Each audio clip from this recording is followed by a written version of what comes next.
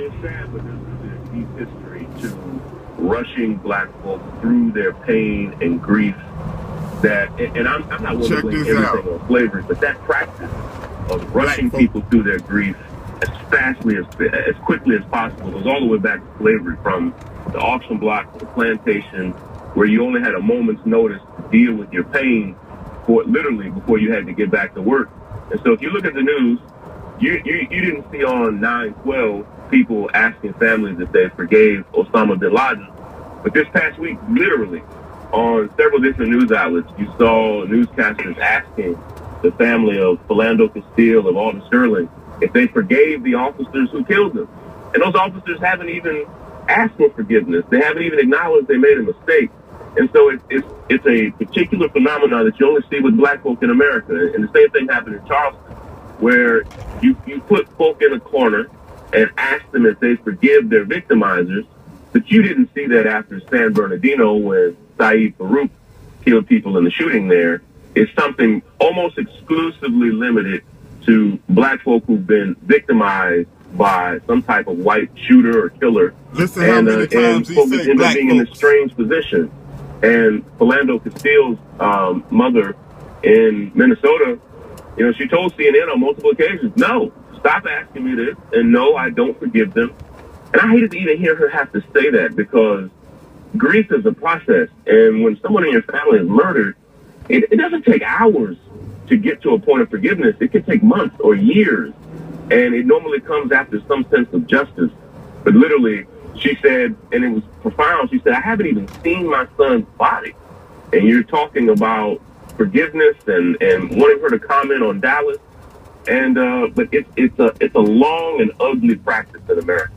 Sean King, I'm a big fan of yours. I am too. In the New York Daily News, yes. and love your columns. And I'm just wondering about the one that you wrote yesterday, because you say that when African Americans are killed, like we're talking about in Louisiana and in Minneapolis and Minnesota, everything that these black men did has been scrutinized, even the traffic tickets that Philando Castile got, as well as the picture from an arrest that Alton may have had in the past. Alton Sterling. Right. And here's the thing. Like, in my article, I talked about how there are felons who are white celebrities that we didn't even know were felons. Like, in my article, I talk about how Mark Wahlberg literally was arrested for murder and spent several years in prison because of this immigrant family that he assaulted. A man literally was left blind, and he was a felon. Be it, like, I love Robert Downey Jr. and I love Iron Man. He was a convicted felon. But if Robert Downey Jr. died today, you're not going to see Robert Downey Jr.'s mugshot. They're not going to talk about him as a felon. Or like Tim Allen, who's the voice of Buzz Lightyear. Tim Allen spent 3 years in prison for cocaine, and was a convicted felon. But we don't think of him as that. We think of him as Tim the Toolman Taylor or Buzz Lightyear. And if he died tomorrow, they're not going to blast his mugshot out there. Yet, if they're talking about a man's traffic ticket. Yeah. The framing of these people and their lives and the way that they will be remembered is startling and infuriating. Hey, Sean King, I want to know this. You do all these articles in the New York Daily News, and you're around a lot of white people. What's their reaction to your articles at the New York Daily News? You know, security? Yeah. Yeah, you know, they're supportive, and the New York Daily News has been great to me, and even my editor, Jim Rich, has been extremely supportive, and every time I submit an article, there's always a bit of trepidation because they really allow me to keep it real, but they're supportive. You keep it real. I just wanted to know how it was around the office. I wonder how it is around the family reunion. Nah, he ain't keeping it real, because if he was keeping it real, he would say we were Moors, or his research would lead him to information that supersedes this bull crap that they stressing. Black, 1 minute. African American, 1 second. White, grown man now. Okay? Nationality is the key, people. Okay? I feel for those guys, those brothers that was gunned down, because I got a heart, you know, I feel for them. But at the end of the day, some of these niggas need to be in jail. Some of these niggas don't know anything but violence. Alright? You got Facebook, you got Instagram, YouTube, you got millions and millions and millions of views of people twerking, so-called black women twerking.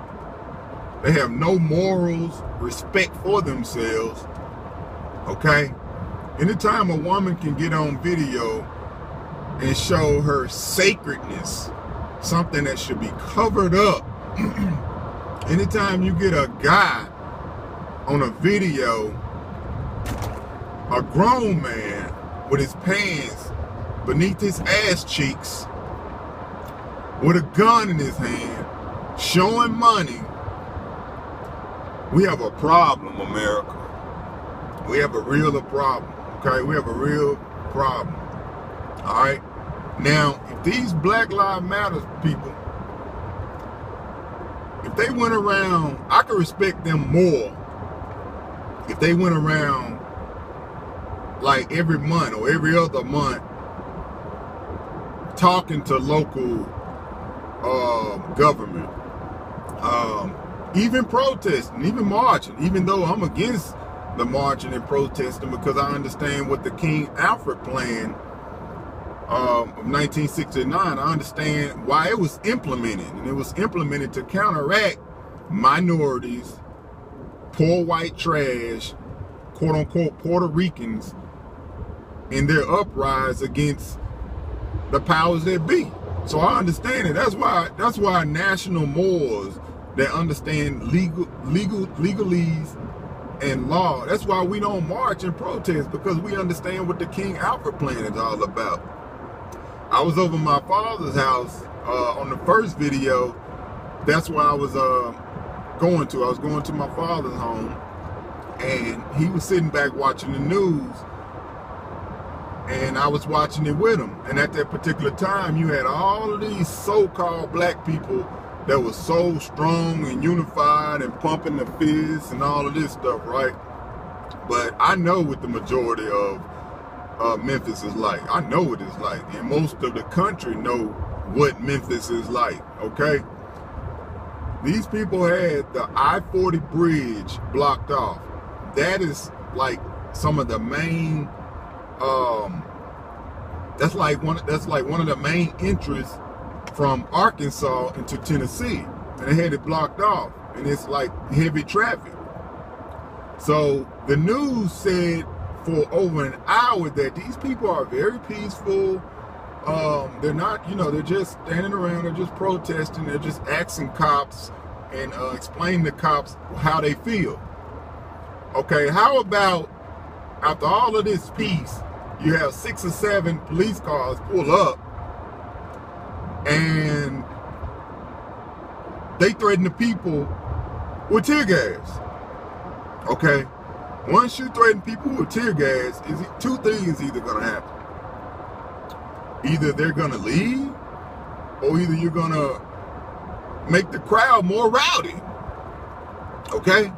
In their case, because they're all punks, they left.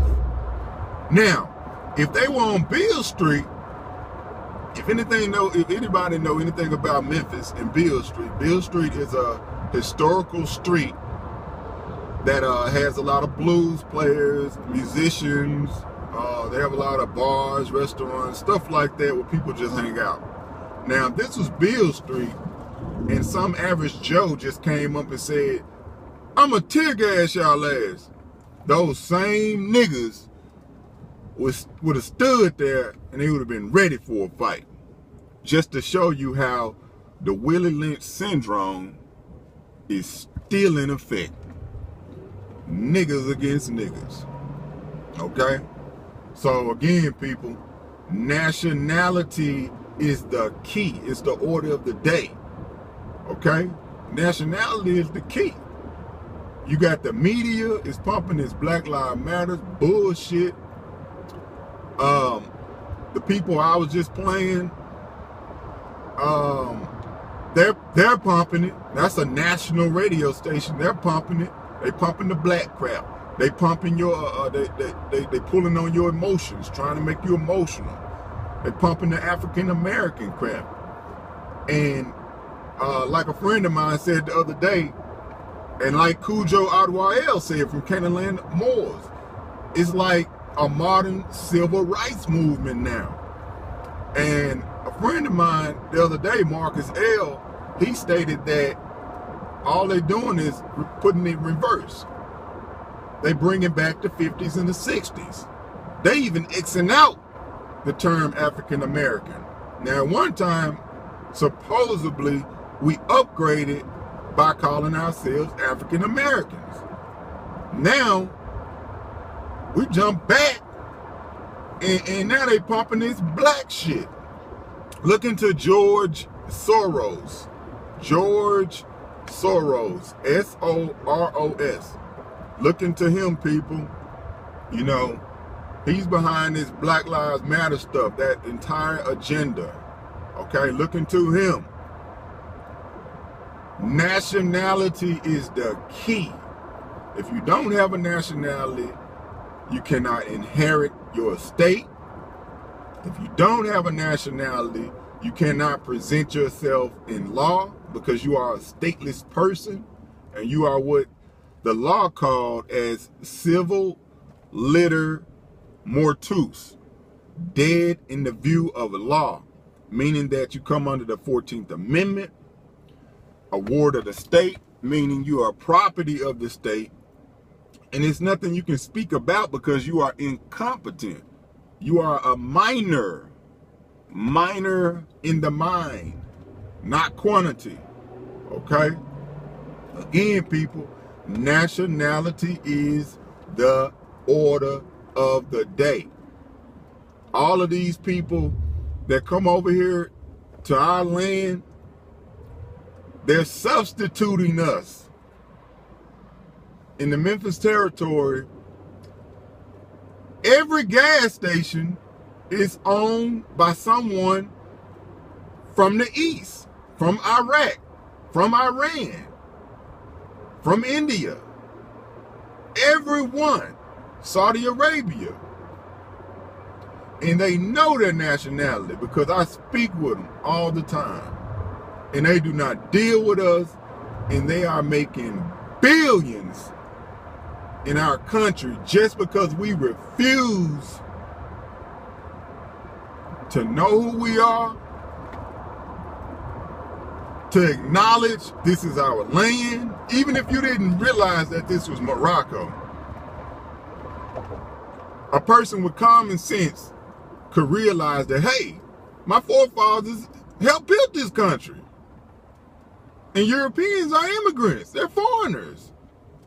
They're not Americans. Even if you didn't realize that this was Morocco, people. Y'all got to get your mind straight. Nationality is the order of the day. Nationality is key. Okay? The people that come over here from other countries and set up shop and make millions, they're substituting us, people, on our own land. You got to ask yourself, how is it that someone 5, 6, 7,000 miles away can come to your land and overnight have an establishment that is booming in the oil industry? Okay? You got to ask yourself, people. Nationality is key. Okay? These people are pumping international law. They understand who they are. And meanwhile, we're walking around talking about, we shall overcome. Some dead ass speech. Black Lives Matter. looking like some damn fools. And everybody laughing at us. Europeans are laughing.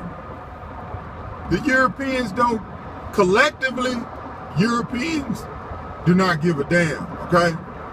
Now let me explain why.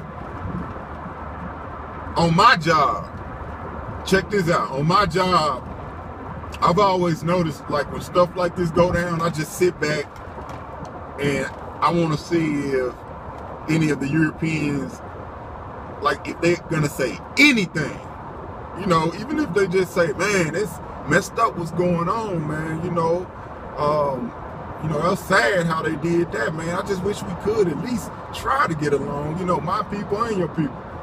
I sit back to see if they at least gonna say that, right? Guess what? They don't say it. They've never said it. Okay? Nationality is key. Without a nationality, you are dead. They will exile you. Prophet Noble Drew Ali spoke on this. He spoke on, if you don't do anything else, declare your nationality. The Black Lives Matter movement is not the solution. Okay? Selling dope is not the solution. And another thing, I heard a guy the other day say, well, people just need to comply. These niggas just need to comply with the police when they get pulled over. That's bullshit as well, because 99.9% of the guys that were so-called murdered by these police wasn't armed or wasn't doing anything. They totally didn't resist. Okay? But again, nationality is the key. It is the order of the day. You got people from China, they know they are Chinese. Ask them. I want y'all to do an experiment. I do it all the time. I see foreigners, and I walk right up to them. You know, like in the stores, the ones that's on our land, that's operating, got the big booming establishments. I walk up to them all the time and ask them, what's your nationality? Where you from? They answer. Sometimes they're kind of hesitant because they may think that, you know, I'm just a regular nigga maybe, and you know, they may feel suspect. But majority of the times they always answer, okay? Ask a European. This is some homework for y'all. Ask a European, whether it's a friend, whether it's a co-worker, whomever it may be. Next time you see a European, ask them, where are your ancestors from? Okay? And ask them, are they really white? And ask them where their ancestors are from. And watch the answer you get. Normally, immediately, you'll get the landmass in which their ancestors are from. Oh, Ireland. I'm Irish. Oh, I'm Scottish. I'm German. I'm Italian. You'll get that from them, okay? Now, they'll say that they're white. They'll say that. But immediately, if you ask them about nationality, they'll tell you this, okay? And also ask them, do they have any land? Ask them this. This is homework for you. Ask them, do they have any land? Okay? The reason I'm telling you guys to do this because you'll see how far they are in front of you in terms of establishment. We're dealing with estate, finance, and mental capacity, okay? Nationality is the key, people. Islam.